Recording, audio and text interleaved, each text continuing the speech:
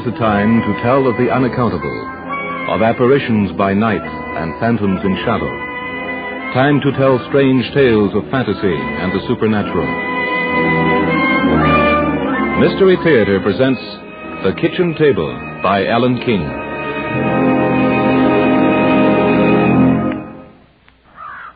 Folks, I'm ashamed. Absolutely ashamed to offer you this property at the ridiculous price of $2,500. Only 15 miles from the city. 2 acres of land. Why, with prices the way they are today, it's a steal, an absolute steal. What I want to know, Mr. Jenkins, is why we're allowed to steal it. Why look a gift horse in the mouth, Mr. Keel? But I'll tell you. This whole property of 100 acres is being sold off. The owner died a couple of months ago. He kept this house for his help. It used to be the farmhouse itself many years ago. It's going to need some work done on it, Mr. Jenkins. Yes. I mean, it hasn't been kept in good repair. Oh, so it needs a few repairs. Do them yourself. Young couple like you got lots of energy. I'll tell you, Mrs. Keel, you can't afford not to buy this place. We didn't admit it to Mr. Jenkins, the real estate agent, but we felt the same way. Have you ever gone looking for a house to buy, and then one day you come to an old, untidy, neglected place that has character, and you know that when you start working on it, it'll come alive again under your hands? Well, Sally and I felt, as Mr. Jenkins said, we couldn't afford not to buy it. So we raised what we could, took a mortgage for the rest, and bought it. We couldn't begin to tell you of all the things we stripped off that house. The coats of paint, the layers of awful wallpaper. We found that the floors were of lovely old pine. Wide boards hidden beneath coats of varnish and then linoleum. The outside walls were coated with some kind of stucco, but when the electrician came to drill for wiring, he ran into square timbers nearly 2 feet thick.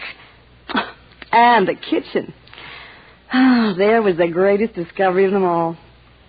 Under the wallpaper on one of the walls, we noticed an irregularity, and we began to poke around.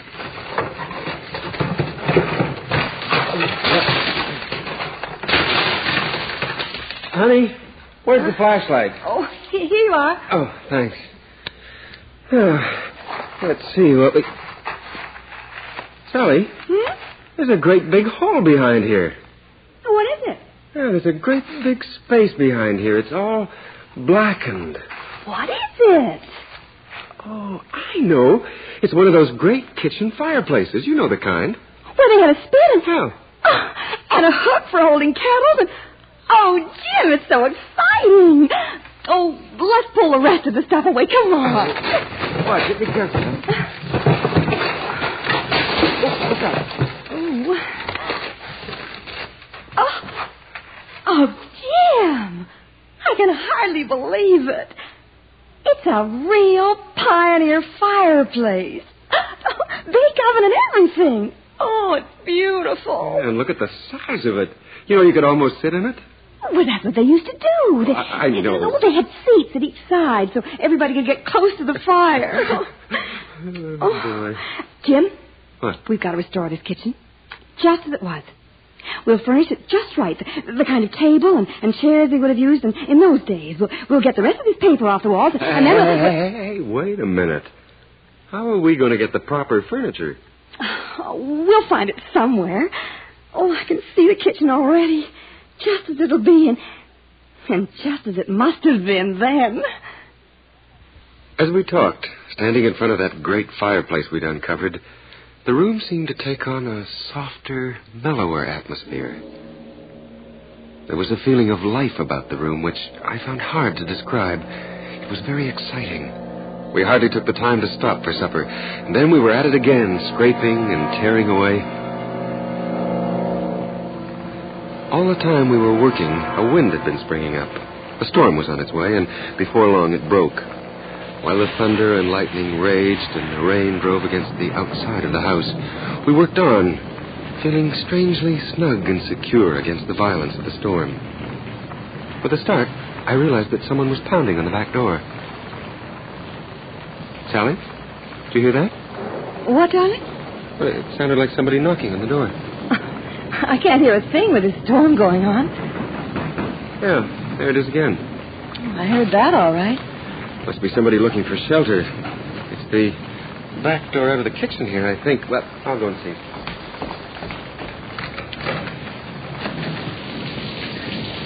Is there somebody there? Oh. Can I trouble you for shelter? Just till the storm stops. Of course. Come on in. Thank you.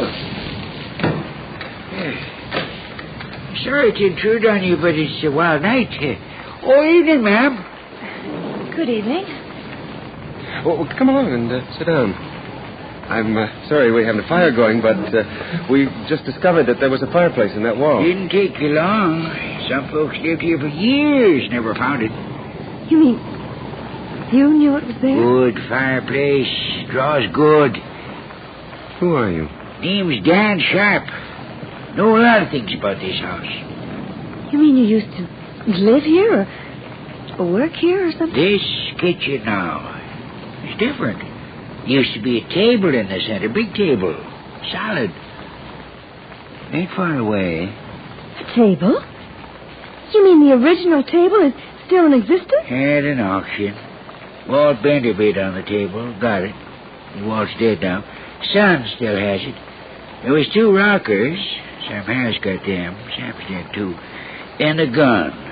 There was a gun over the fireplace. A muzzle loader. And Bryce bought it. Don't know why. Somebody else in the Bryce place now.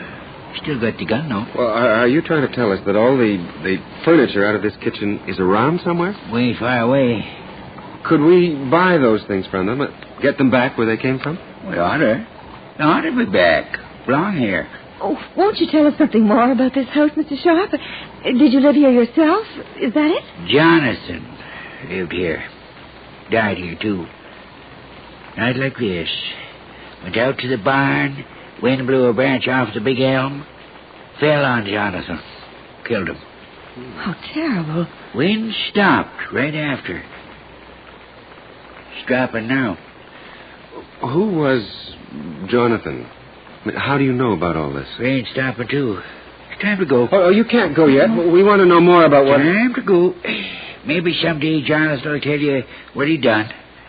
Happened in this room. Jonathan was buried in the churchyard. Well, what are you talking about? Thank you for your hospitality, ma'am. Oh, don't get up, Sam. I'll let myself out. And don't forget you're doing right. Mighty fine fireplace it was. You're doing right.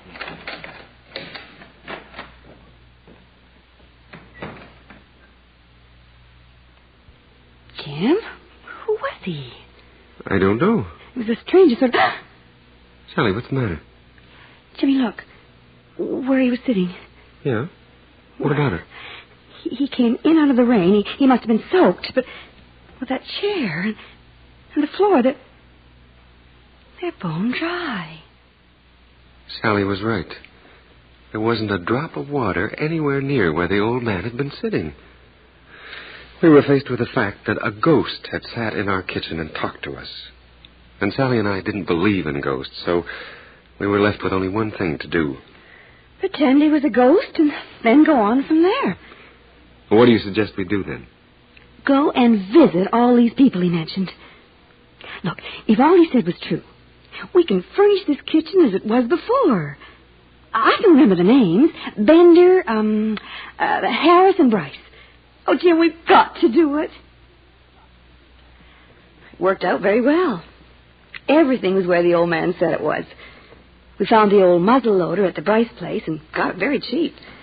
And at the Harris farm, they had the 2 rockers and a wonderful old pine dresser that the ghost hadn't even mentioned. Took some haggling to get that, and we paid more than we wanted to, but, it was worth it to see it sitting there in our kitchen. It was actually 2 weeks before we found all the articles.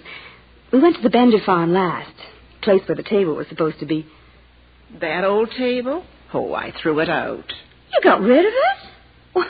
Why? It was too big and clumsy. Didn't fit into this kitchen when we fixed it over. Where is it now? Oh, it's out in the drive shed somewhere. I just told Hi to get it out of here. You want to look at it? Oh, we'd like to. Which way is the drive shed? Well, you can go out this door here. It's on the right as you go out to the barn. Oh, thanks. Well, you can't miss the table. It's so big.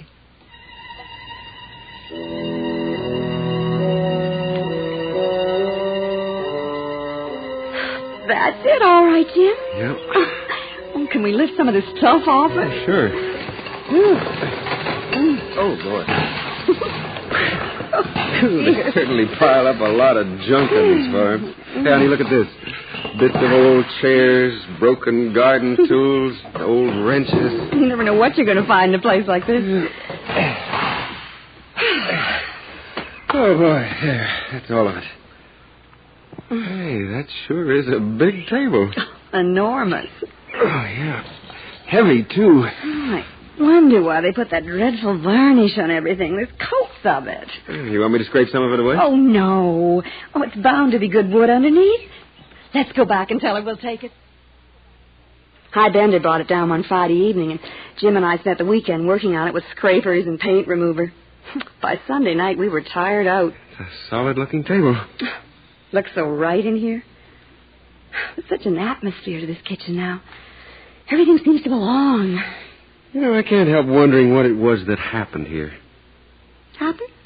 Remember what the old man said when Jonathan done what he did? Oh, yes, I'd forgotten. And who was Jonathan? I don't suppose there's any way of finding out. If anything did happen? Funny about that old man, isn't it? We're beginning to accept him, quite casually. And yet, actually, he couldn't have been real. You're as tired as we are. You can imagine all kinds of strange things. I wish I could imagine myself in bed and asleep this minute.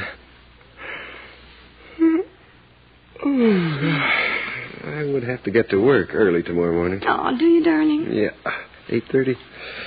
You better call me at 7. If you have breakfast at 7:30, I can make it.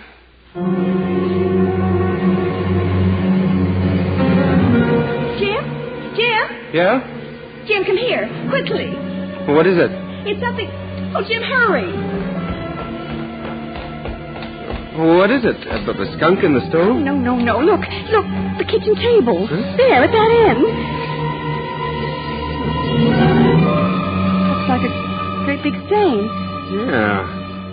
Now, where in hell did that come from? I don't know. Only I'm quite certain it wasn't there last night when we went to bed. No, wait a minute. Something leaking from the ceiling? I don't think so. Funny thing is, the stain seems to be absolutely dry. More than that, it looks old. Very old. Jim, I know this sounds silly, but I just can't help feeling that it's blood. Oh, no, Sally, that's ridiculous. How could it be blood? Well, how could it be there at all? We sanded that right down last night. It was as clean as we could get it. Well, maybe we didn't notice it in the evening light. Oh, you know very well it wasn't there last night. Yeah. Now, what's going on in this house? First of all, an old man who comes in out of the rain and doesn't leave a wet mark anywhere. And now a table that comes up with a blood stain overnight. There, you said it too. Huh. A blood stain. Just as if you knew. Oh, well, it just slipped out. Oh, look, honey, give me a piece of sandpaper. While you get the breakfast, I'm going to sand that mark off.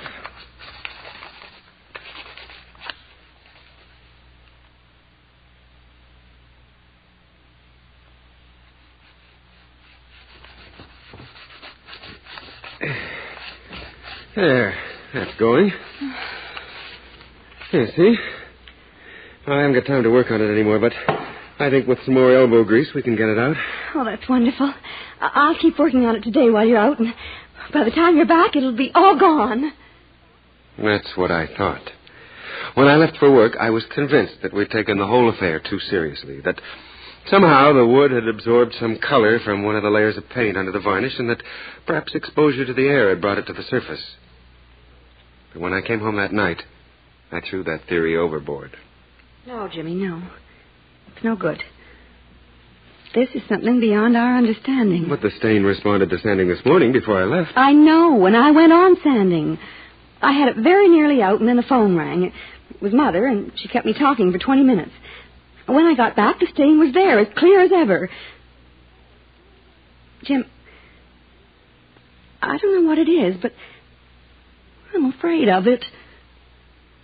We worked on the stain with sandpaper, but it always came back. We even tried to bleach it with oxalic acid, but that was no good. I suggested painting it over, but Sally wouldn't hear of it. rather than spoil the pine surface, she'd cover up the stain with a tablecloth for the time being. We thought then, if we could get some information about the history of our house, it might help. So we called on Mr. Tyson, the publisher of the local 4-page newspaper. He was a twinkling man of 75 with a long and retentive memory. So you're the people that bought that place, eh? Heard you got a bargain on it. Well, that's what we're not quite sure about, Mr. Tyson. The price is low enough, but we've got a mystery on our hands. Mystery, eh? Well, we thought perhaps you could give us some information that would help to clear it up. What kind of mystery? We don't like to tell you because it's hard to believe, but if we can clear it up, then we'll tell you all about it. Well, it might make a good story for your paper. I can always use a good story. What's the information you want? Well, first of all, who was Jonathan Sharp? He used to live in our house. Yes, I remember Jonathan Sharp. I was just a young fellow when he died. Wasn't he killed in a storm, hit by a branch of a tree or something? Yes. How did you know? Oh, someone told us. Yeah. Well, that's how it happened, anyway. He's a big fella, Jonathan. A bad temper. Got him into trouble many a time. Good farmer, though. Made a deal of money, but he never spent much. Was there ever anyone called Dan Sharp? Dan Sharp. Oh, yes. Now I'd forgotten about him. Yeah, Dan Sharp. He was a cousin of Jonathan's, I believe. Yeah, that's right, a cousin. Their dads were brothers, and they owned that farm together, yeah. Did Jonathan and Dan work it together? No, I don't believe they did. Well, they may have for a while. I couldn't say exactly. What happened to Dan, Mr. Tyson? I never did know. Went away somewhere, I guess, and I can just remember him as a little fella, wiry, but, I didn't see Dan Sharp after I was out of my teens. Is he buried in the churchyard? No, I wouldn't know that either. I know Jonathan is because I remember the funeral. First one I was ever at. But you could go over there and see if there's a stone for Dan. We might do that. And thanks, Mr. Tyson. We got a few things straight anyway. Afraid I haven't been much help. Hey, but don't forget me when you solve that mystery.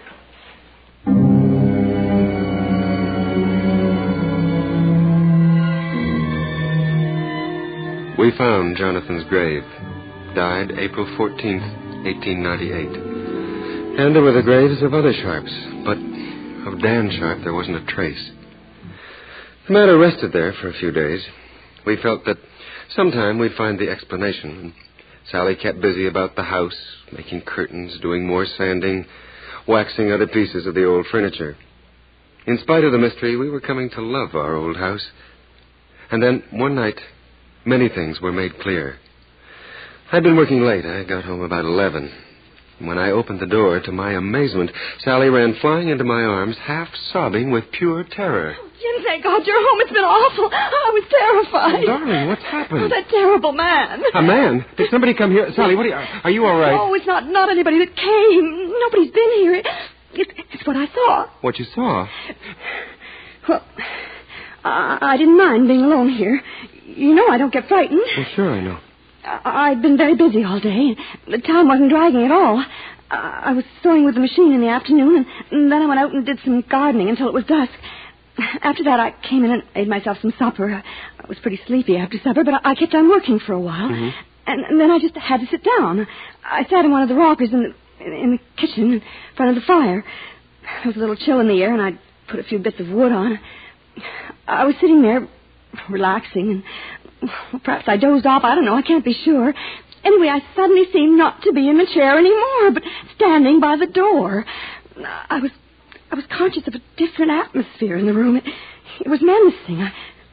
I know. I was afraid.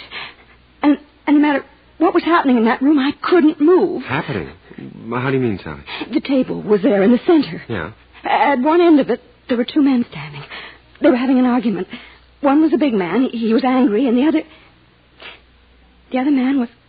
Who? A little old man. Dan Sharp. What? I could see his face. There was no doubt. They were arguing. I couldn't hear distinctly. It was something about property, about the farm, it seemed. The little man said something about being cheated out of something, and then... Yes? And then... The big man... He got the other man by the throat. forced him back over the table. The little man tried to fight back. He hit the big man in the face, and then the big man went on, holding the little man down with one hand, and then with his right hand he reached back and pulled out a knife, and he plunged it right into the little man's chest. Oh, no. There, darling.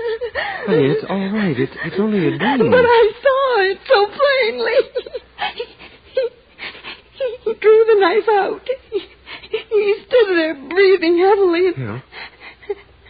Then the body of the little man, it sort of crumbled and fell sideways. And I could see the table, Jim.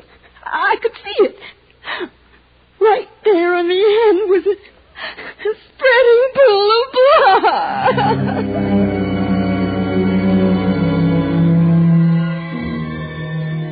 It was an awful experience for Sally. I tried to persuade her it was a dream, something that had stemmed from her imagination, but she wouldn't accept it. It was too real, she said, and she felt sure something else was going to happen. I knew that wasn't the end of our mystery, and I was right. It was some time before the end came. We had decided we wanted a root cellar, and we hired a man with a power shovel to excavate it for us, close to the house. Halfway through, he came to us with something in his hands. Turned out this box. Yeah, don't know what it is. Box? Yep, looks kind of old. All nailed down, too. Thought I'd better bring it in. Thank you. I wonder what it can be. Oh, I don't know. Maybe some money got buried there. Never can tell. What a hope. Well, it's yours anyway. Well, I'll get back outside. Think I can finish up in half an hour. Well, thanks for bringing it in. Okay. What do you think it is, Jim? Well, we'll soon find out. I had a big screwdriver here somewhere. Oh, here it is. Exciting, isn't it? Yeah.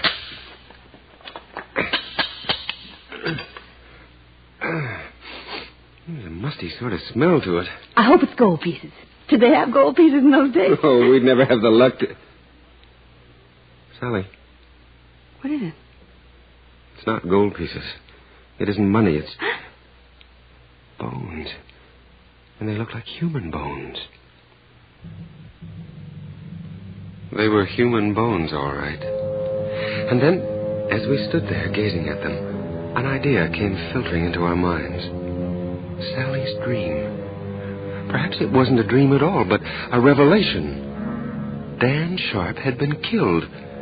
In that night of vision, Sally had seen him stabbed by someone who was obviously Jonathan. And Jonathan had disposed of the little man's body by burning it in the fireplace and then sealing it up. But just in case it might be discovered, he took the bones, which wouldn't burn, put them in a box, and buried them deep near the house. That was it. That must be it. And in that moment of inspiration, I turned back the cloth on the big kitchen table. The stain seemed more vivid than ever. Jim, I know what to do. What? Remember the night Dan Sharp came? He spoke of Jonathan. He said, Jonathan was buried in the churchyard. As if to say, but I wasn't. And you think that... To put that poor old man at rest, we must bury him in the churchyard. It was like a burden falling from our shoulders. We took the box with the bones to Mr. Clark, the minister, and explained something of the story. He was very nice about it and arranged everything. There was a very short, quiet service. Only Mr. Tyson from the newspaper and Jim and I were there. And then the bones of Dan Sharp were returned to the earth. As we returned to our house, we both shared the feeling that we'd done the right thing. And Mr. Tyson, who came with us, agreed. He was most anxious to see the table with the bloodstain. Mighty big table, Mr. Keel. Yes, it's a good piece of pine. Turn the cloth back so you can see the stain. Oh, Jim, look. Good Lord. It's gone. The stain is gone. But I don't understand. Honestly, Mr. Tyson, this morning it was... Well, it was plainer than day. It was, eh?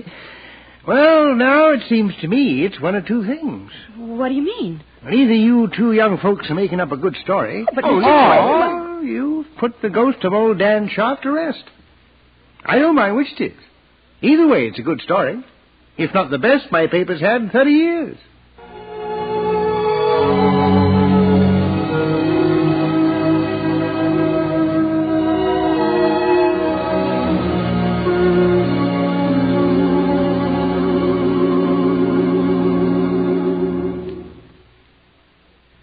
The Kitchen Table by Alan King was item 2 in a brief series of tales of the supernatural, written for presentation on the Mystery Theatre, with Arch MacDonald as Jim, Sandra Scott as Sally, and Tommy Tweed as Sharp. Joe Austin was heard as Old Man Jenkins, Alan King as Mr. Tyson, the newspaper editor, and Jim Barron as the excavation contractor, with Eleanor Beecroft as Mrs. Bender. Sound effects were by Alex Sheridan. Technical operation by John Skillen. This is Bill Lorne speaking.